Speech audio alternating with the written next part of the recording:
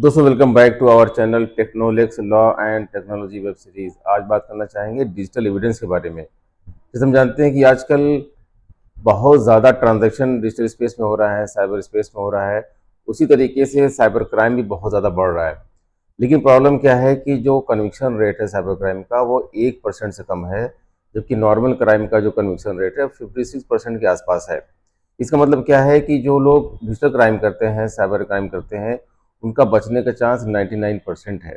आप पूछ सकते हैं कि वजह क्या है कि डिजिटल क्राइम में, साइबर क्राइम में इतना कम कन्विक्शन रेट है। ये उसी वजह क्या है कि हम लोग जो इलेक्ट्रॉनिक एविडेंस है, डिजिटल एविडेंस है, उसको स्टोर नहीं कर पाते, इसको सही से रिकॉर्ड नहीं कर पाते, इसको प्रूव नहीं कर पाते कोर्ट ऑफ लॉ में। इसकी वजह से क्या होता है कि ये सारी चीज़ें आप सही से नहीं कर पाने की वजह से जो क्रिमिनल है वो बच जाता है।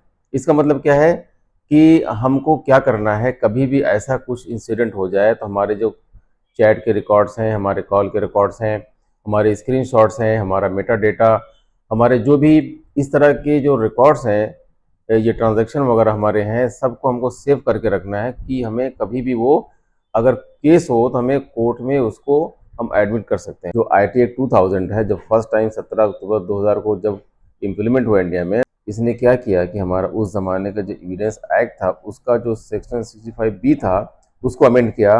उसी वजह से क्या हुआ कि electronic record became admissible evidence, भारतीय साक्ष्य अधिनियम। इसमें क्या है कि इसमें सेक्शन 63 में आया हुआ है, लेकिन वो सारे जो रिक्वायरमेंट हैं वो सारे सेम है जो पहले थे 65 बी में।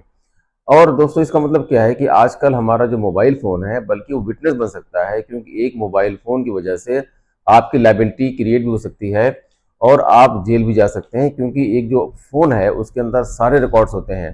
तो कभी कोई अगर आपका इस तरह का कोई क्राइम होता है आपके अगेंस्ट में, तो आप कोशिश कीजिए कि आपका फ़ोन जो है आपके पास रहे, उसके अंदर सारे एविडेंस है।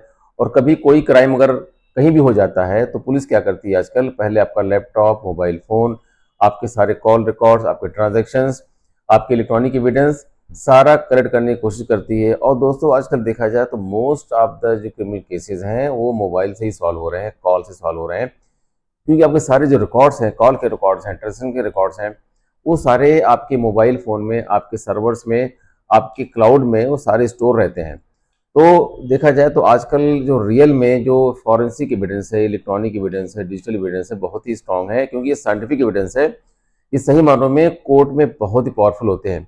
लेकिन क्या होता है कि एआई की वजह से लोग क्या करते हैं कि हो सकता है कि डीप फेक की वजह से जो साइबर क्रिमिनल है ऐसे एविडेंसेस को मैनिपुलेट भी कर सकते हैं, उसको चेंज भी कर सकते हैं, स्क्रीनशॉट को एडिट भी कर सकते हैं। इससे चैलेंज क्या होता है कि जब कोई इलेक्ट्रॉनिक एविडेंस कोर्ट में पेश होता है तो बहुत चैलेंजिंग होता है उसको प्रूव करना कि वो फेक है, रियल है कि क्या है। इसीलिए आपको सारे रिकॉर्ड्स अपने पास रखने हैं, वो आपको सपोर्ट करेंगे। और कभी दूसरा क्राइम करता हो सकता है आपको वो फंसाने की कोशिश करे, आपसे कोई कॉन्स्पिरेसी करे, तो भी आपके सारे एविडेंस काम आ सकते हैं। तो जिस तरह से ये आपका मोबाइल फ़ोन है आपके लिए विटनेस बन सकता है आपके अगेंस्ट में, उसी तरीके से वो सपोर्ट बन सकता है आपके लिए कोई साइबर क्राइम केस में। इसलिए दोस्तों सारे रिकॉर्ड्स को हमेशा बचा के रखिए, सेफ रखिए, ताकि आप किसी ऐसे केस में अगर फंसें तो आपके लिए ये सबूत बने और आपको बचा सके। दोस्तों अगर मेरा वीडियो आपको अच्छा लगता है तो प्लीज़ वाइडली शेयर करिए। आपसे बहुत जल्द मिलते हैं एक नए वीडियो में, तब तक के लिए thank you very much and wish you all the best.